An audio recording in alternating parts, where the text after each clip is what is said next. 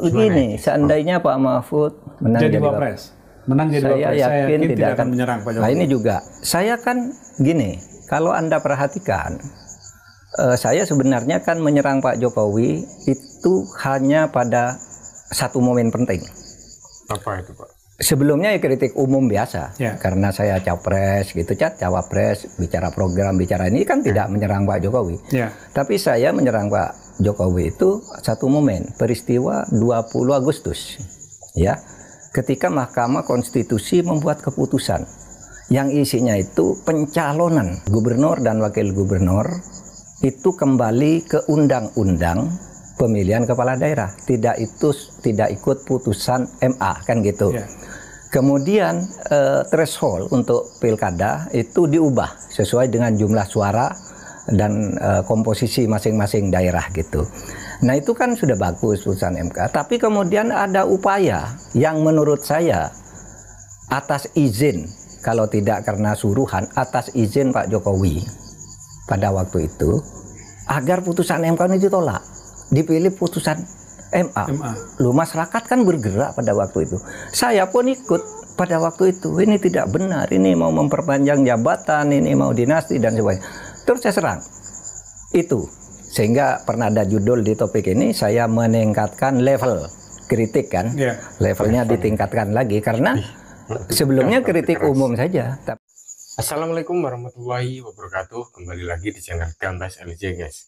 Ini ada video dari Prof Mahfud MD yang menjawab lagi guys pertanyaan dari mahasiswi ini guys, dengan mengajukan di video guys, bukan komentar tulisannya guys. Ini pertanyaan yang membahas tentang IQ orang Indonesia guys, dan juga apa ya guys tadi guys, lupa saya, dan juga politik uang atau money politik. Oke guys, kita simak dan kita gas jawaban dari Prof Mahfud MD.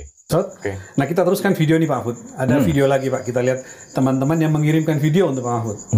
Selamat pagi Pak Mahfud, saya Syaimah, mahasiswa dari LSPR. Saya ingin bertanya nih Pak, sebagai seorang akademisi, bagaimana sih Pak Mahfud tuh melihat dan menanggapi kenyataan bahwa di Indonesia ini rata-rata IQ-nya tuh di bawah 80? Apakah memang ada kesalahan di sistem pendidikan kita? Dan menurut Bapak, apakah kita bisa mencapai Indonesia emas seperti yang pernah diucapkan oleh Soekarno? Pertanyaan saya yang kedua adalah, kenapa pada zaman ini politik uang tuh semakin dilazimkan, apalagi pada saat pemilu dan pilkada kemarin? Sekian pertanyaan-pertanyaan dari saya. Terima kasih banyak Pak Mahfud sudah membuka ruang untuk publik bertanya. Oke Pak, jadi IQ mahasiswa LSPR ada dua pertanyaan tentang IQ kita yang di bawah 80. Rata-rata berapa? 76, 78 Pak ya? 78. Lalu soal yang kedua itu kalau nggak salah tadi politik uang, kenapa makin marak? Nah, ya itu. Pertama ya IQ kita mungkin itu bisa diharapkan untuk berkembang sejalan dengan pembangunan kita ke depan.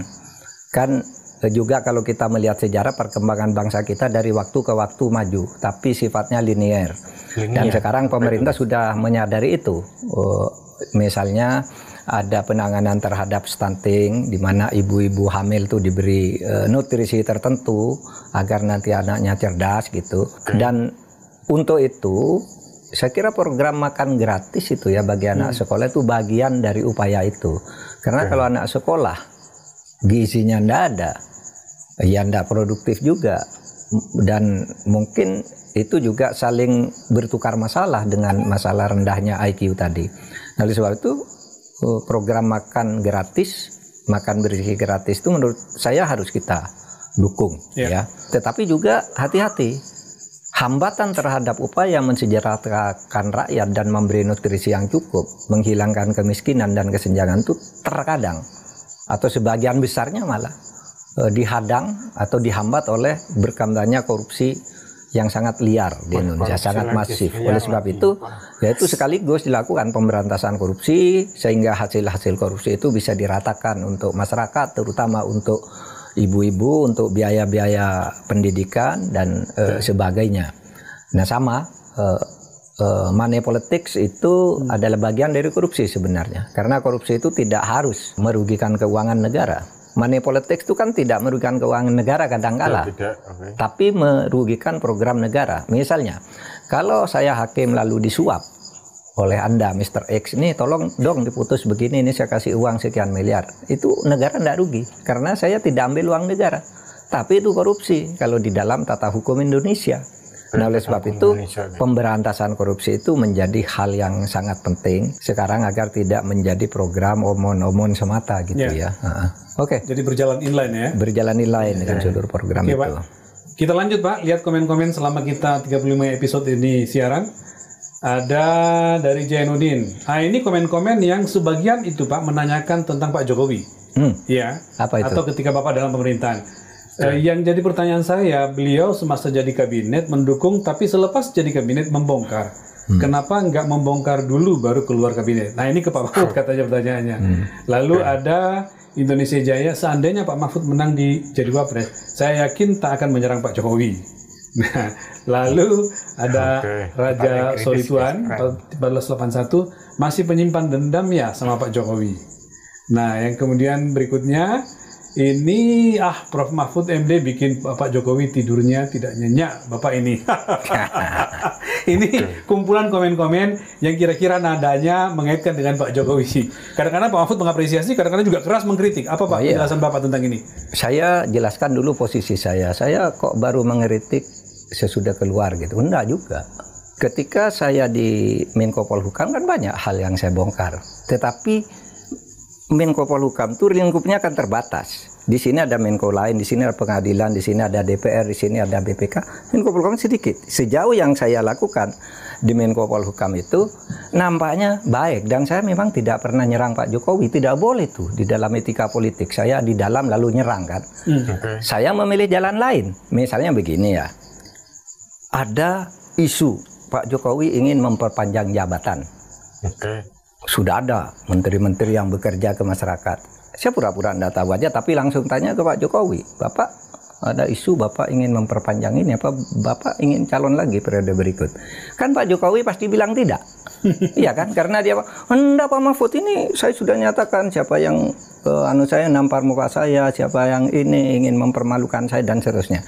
Begitu saya keluar dari Pak Jokowi, saya bilang, saya baru keluar dari ruang Pak Jokowi tidak mau memperpanjang jabatan. Saya tidak peduli kepada menteri lain yang sudah bekerja, tapi ini kan jadi cair lagi. Jadi itu bagian dari strategi Pak Mahfud bagian supaya keluar justru tidak dari supaya ketika di dalam saya tidak menyerang, tapi ketika keluar itu, ketika saya mau menyerang, ya saya harus juar dong, gitu kan etikanya begitu. Kalau masih di dalam kan tidak bisa nyerang, gitu ya. Nah, apalagi begini, seandainya Pak Mahfud menang jadi wapres. Saya yakin tidak akan menyerang Pak Jokowi. Nah ini juga, saya kan gini, kalau Anda perhatikan, saya sebenarnya kan menyerang Pak Jokowi itu hanya pada satu momen penting. Apa itu Pak? Sebelumnya ya kritik umum biasa, karena saya capres gitu, cawapres, bicara program, bicara ini kan tidak menyerang Pak Jokowi. Tapi saya menyerang Pak Jokowi itu satu momen, peristiwa 20 Agustus, ya. Ketika Mahkamah Konstitusi membuat keputusan yang isinya itu pencalonan gubernur dan wakil gubernur itu kembali ke undang-undang pemilihan kepala daerah, tidak ikut putusan MA kan gitu. Kemudian threshold untuk pilkada itu diubah sesuai dengan jumlah suara dan komposisi masing-masing daerah gitu. Nah itu kan sudah bagus putusan MK, tapi kemudian ada upaya yang menurut saya atas izin, kalau tidak karena suruhan, atas izin Pak Jokowi pada waktu itu, agar putusan MK ini ditolak, dipilih putusan MA. Loh, masyarakat kan bergerak pada waktu itu. Saya pun ikut pada waktu itu, ini tidak benar, ini mau memperpanjang jabatan, ini mau dinasti dan sebagainya. Terus saya serang. Itu. Sehingga pernah ada judul di topik ini, saya meningkatkan level kritik kan. Levelnya ditingkatkan lagi, karena sebelumnya kritik umum saja. Tapi sesudah itu saya lalu sebut, karena itu keyakinan saya. Dan itu batas toleransi Pak Mahfud. Itu batas toleransi itu terlewati. Tetapi Anda lihat, apakah saya pernah menyerang pribadi Pak Jokowi? Terutama sesudah pelantikan presiden tanggal 20 Oktober, rasanya saya tidak pernah lagi. Ini udah selesai Pak Jokowi, sudah jadi rakyat biasa, mau berpolitik apapun, bernego dengan partai apapun asal bisa, itu hak dia. Kita tidak boleh menghalangi, dan kita harus hormati. Saya tidak pernah. Bahwa sekarang masih sering muncul pernyataan, itu kan pernyataan yang lama-lama, direproduksi di TikTok dan sebagainya. Tapi sejak tanggal 20 Oktober itu, saya sudah tidak peduli lagi Pak Jokowi mau apa, ini mau apa. Saya tidak akan meritik, tidak akan mengungkap borok-boroknya yang lalu. Itu sudah semua disampaikan atau bagian orang lain lah, bukan bagian saya. Bahkan ada judul Pak Mahfud keras tentang Fufu Fafa. Saya tidak pernah sekalipun bicara Fufu Fafa. Cari itu, saya hanya menjawab begitu. Pak Mahfud gimana tentang Fufu Fafa, harus dibawa ke hukum enggak? Saya tidak tahu menahu, itu bukan urusan saya. Lalu dibilang keras judulnya. Itu zaman saya tahu Pak Mahfud keras-keras apa, saya sudah dibaca beritanya. Saya tidak tahu menahu, dan saya memang tidak pernah. Nggak, artinya itu setiap keluar dari mulut Pak Mahfud mau apapun lembeknya tetap aja dianggap keras. Juga soal private jet ya, sebagai gratifikasi. Saya ikut ngomong karena saya dituduh juga kan. Jadi saya jelaskan. Gratifikasi itu seperti itu. Saya juga tidak pernah nyerah gitu. Apalagi ini sesudah tanggal 20 Oktober, bagi saya sudah Pak Jokowi silakan berpolitik, kita hormati. Jasanya banyak, masalahnya juga ada kan gitu. Keluarganya juga, asal fair saja. Jangan mengobrak-abrik aturan. Mau berkoalisi dengan siapa itu hak, asal ada yang ketemu dealnya. Asal bisa deal kan bisa dia dengan siapa saja. Saya kira yang mau ngeritik ya silakan saja. Itu bukan bagian saya gitu. Bagian saya itu bagian yang lebih asas-asas prinsip-prinsip penegakan hukum, demokrasi, kejujuran, bagi kemaslahatan gitu, bagi keadilan. Itu saja bagian saya. Oke, Pak. Oke. Clear Pak Mahfud. Kita Oke guys, alhamdulillahirobbilalamin. Itu tadi segmen Prof. Mahfud MD menjawab ya guys, menjawab tentang pertanyaan-pertanyaan dari penonton atau juga masyarakat, dan juga mahasiswa-mahasiswi juga boleh guys untuk menanyakan. Dan di segmen ini yang paling agak oke semua lah guys ini pertanyaannya. Yang dari video itu menanyakan tentang IQ guys, IQ orang Indonesia guys, apakah memang iya benar atau hoax guys, di bawah 80 ya guys, ya berapa ya guys, ya. Dan juga menjawab tentang tadi guys, lupa saya. Tapi yang paling poin yaitu ini pertanyaan dari tulisan netizen ya guys.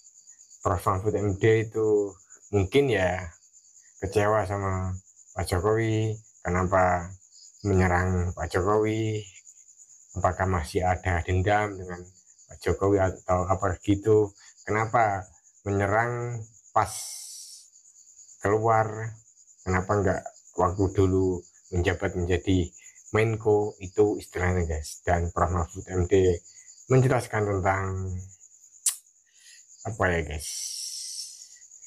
kalau di dalam itu etikanya tidak boleh menyerang ya guys. Oke lah guys, maka ini menjadi informasi atau tambahan juga guys dari kita, dari Prof. Mahfud MD guys, untuk kita rakyat Indonesia, tentang hukum dan juga tentang ilmu-ilmu yang belum kita ketahui. Oke, wassalamualaikum warahmatullahi wabarakatuh. Gambas MJ.